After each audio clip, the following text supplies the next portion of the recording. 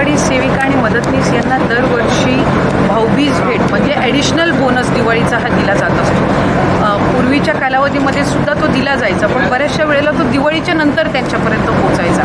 पण आम्ही गेल्या 1-1.5-2 वर्षापासून हा प्रयत्न करतो की दिवाळीच्या आधी तो बोनस हा त्यांच्या खात्यामध्ये जमा व्हावा, जेणेकरून खऱ्या अर्थानं ती जी भाऊबीज भेट जी शासनाकडून दिली जात असते, विभागाकडून दिली जात असते, ही त्यांच्यापर्यंत पोचावी. माझ्या अंगणवाडी सेविका मदतनीस या अंगणवाडीच्या कामाच्या व्यतिरिक्तसुद्धा लाडकी बहीण योजना असेल, विविध काही ज्या योजना असतील त्याही त्या लोकांपर्यंत पोचवण्याचा प्रयत्न करत असतात.